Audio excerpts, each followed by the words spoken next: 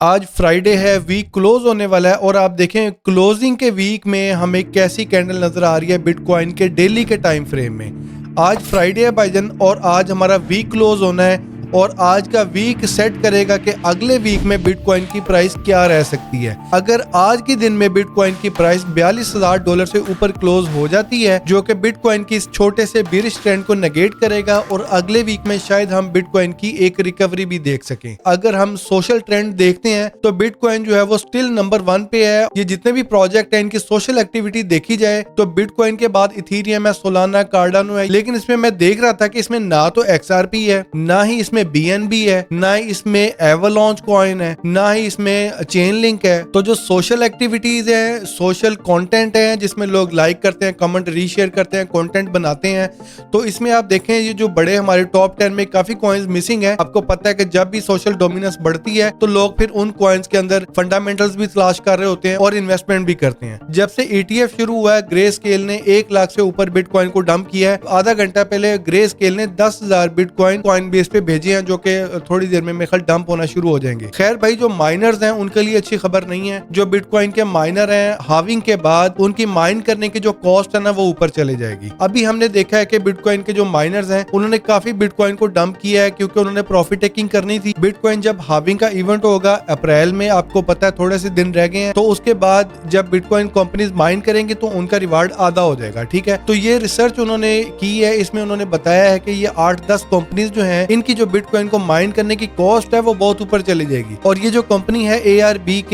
इसकी बिटकॉइन को माइन करने की कॉस्ट $62,276 पे चले जाएगी। तो अभी आपको पता है कि 40-41 हजार पे बिटकॉइन ट्रेड कर रहा है।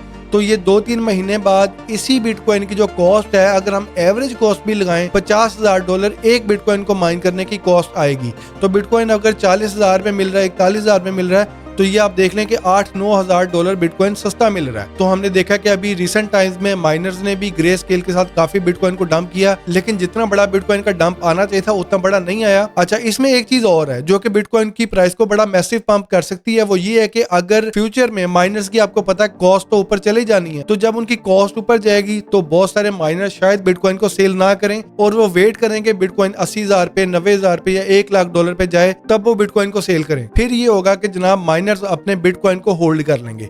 और ये अगर आप माइनर का ग्राफ देखें, इसमें देखें जब जब भी माइनर्स ने बिटकॉइन को होल्ड किया है ना, बिटकॉइन की प्राइस ऊपर गई है, और जब माइनर्स ने भी बिटकॉइन को डंप किया है तो बिटकॉइन की प्राइस नीचे आई है।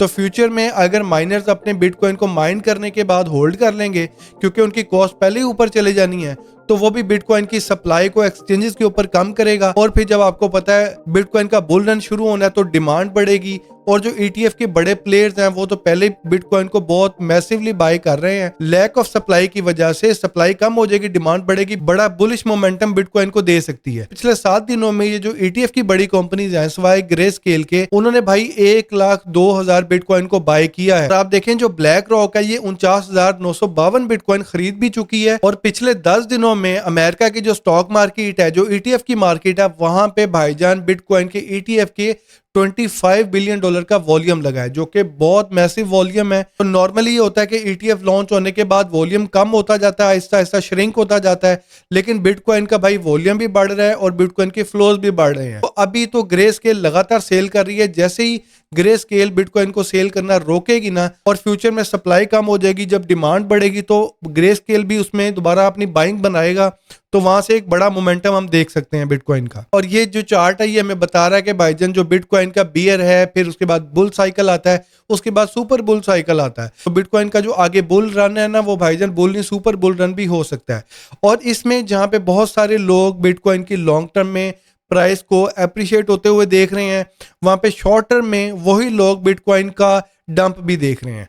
और मुझे जो लोग पूछ रहे थे कि भाई बिटकॉइन कितनी प्राइस पे नीचे आएगा तो बाई करना चाहिए, तो ये मैं कुछ एनालिस्ट हैं उनकी इन्फॉर्मेशन आपके साथ मैं शेयर कर देता हूं। जो क्रिप्टो के एनालिस्ट हैं उनका ये ख्याल है कि बिटकॉइन $25,000 से $30,000 तक का डिप लगा सकता है अगले बुल रन के स्टार्ट होने से पहले। इसमें अब आपने ये चीज देखनी है कि अगर बिटकॉइन $25,000 पे भी आता है और हाविंग के बाद आपको पता है कॉस्ट भी ऊपर चले जाएगी, तो जो बंदा $25,000 का भी बिटकॉइन खरीदेगा तो वो ऑलरेडी 25,000 प्रॉफिट में आ जाएगा, क्योंकि बिटकॉइन की माइन करने की कॉस्ट ऊपर चली जाएगी और वो एक महंगी चीज़ सस्ते दामों में खरीद रहा है।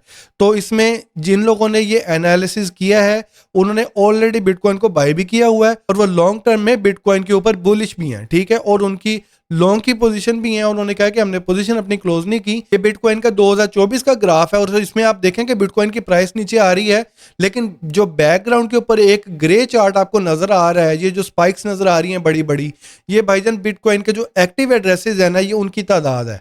और आप देखें कि 2024 में हमने बिटकॉइन का एक स्लम्प तो देखा ही है प्राइस में। तो बिटकॉइन के वॉलेट एड्रेसेस हैं उनमें लगातार इजाफा हो रहा है, इवन दो के बिटकॉइन की प्राइस नीचे आ रही है और आप देखें कि उसकी तादाद जो है 1 मिलियन से भी ज्यादा हो चुकी है। तो भाईजान ये एक्यूमुलेशन भी हो रही है, यहाँ पे बाइंग भी हो रही है, बाइंग द डिप भी हो रही है जो लोग लॉन्ग टर्म में होल्ड कर रहे हैं। जो लोग शॉर्ट टर्म में सोच रहे हैं वो कंफ्यूज भी हैं कि पता नहीं मार्केट नीचे आएगी या ऊपर जाएगी, कोई पता नहीं चल रहा। मार्केट में सेंटीमेंट जो है वो आपको पता है ऑलरेडी न्यूट्रल हो चुका है और जो फियर एंड ग्रीड इंडेक्स है वो 49 पे है और जब पहले बिटकॉइन ने 40,000 को ब्रेक किया था तब जो फियर एंड ग्रीड है वो 70 के पास था, ठीक है। तो इसका मतलब है कि मार्केट ने इस टाइम बिटकॉइन की इस प्राइस को एक्सेप्ट कर लिया हुआ है। यहाँ पे ना तो अभी फियर है और ना ही यहाँ पे पैनिक सेलिंग है। मार्केट जो है वो जस्ट नॉर्मल बिहेव कर रही है और ये जो भाई कैंडल है ये अगर आज के दिन में हम 42,000 से ऊपर बिटकॉइन की प्राइस को क्लोज करते हैं तो अगले वीक में शायद हम बिटकॉइन की एक रिकवरी भी देख सके। अगर रिकवरी नहीं होगी तो यहाँ पे हम कंसोलिडेशन देख सकते हैं, साइडवेज देख सकते हैं बिटकॉइन की प्राइस में और मजीद शायद थोड़ा सा डिप भी देखें, क्योंकि जब जब ग्रे स्केल बिटकॉइन को सेल करता जाएगा तो ये ग्राफ आपके सामने है, जब जब वो सेल करता है बिटकॉइन की प्राइस नीचे आती है।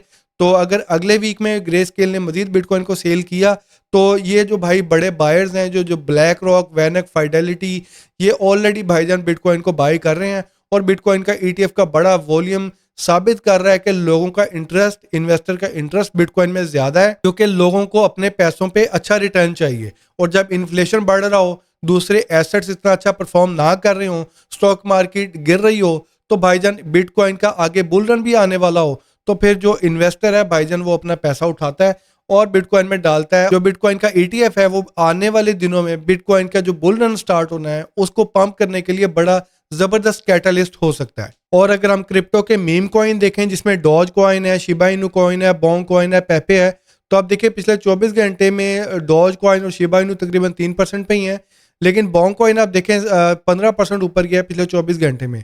और जिस तरह आपको पता है बिटकॉइन में भी थोड़ी सी रिकवरी आ रही है तो इस वजह से जो मीम कॉइन है उनमें आपको पता है पंप भी वो ज़्यादा हो जाते हैं और जो माइरो कॉइन है ये कोई ख़ास नहीं है, बराबर पे ही चल रहा है। और जो कोकिनू है ये 8-9% ऊपर गया है। और एवरलॉन्च का एक और मीम कॉइन लॉन्च हुआ था एवरलॉक्स के नाम से, वो मैंने आपके पिछली वीडियो में उसका जिक्र मैंने किया था और वो भाई देखते ही देखते 40x उसने गेन किया था। और इसी तरीके से सोलाना के जो दूसरे मीम कॉइन है, होंग कॉइन है और पोंके कॉइन है, उसके ऊपर भी मैंने आपको वीडियो में शेयर किया था और होंग कॉइन मैंने खरीदा है, खैर 30-40% उसमें प्रॉफिट में चले गए हैं। तो इनके ऊपर जो मजीद अपडेट्स हैं वो मैं आपके साथ शेयर करता रहूँगा, ठीक है गाइज। तो मैं आपके साथ क्रिप्टो की सारी अपडेट्स वीडियोस शेयर कर रहा हूँ। तो अगर अभी तक आपने अली इकबाल क्रिप्टो आर्मी को ज्वाइन नहीं किया तो भाईजान चैनल को सब्सक्राइब कर लें, वीडियो को लाइक कर लें और मैं मिलता हूँ आपसे अगली वीडियो में guys. Until then take care, peace out.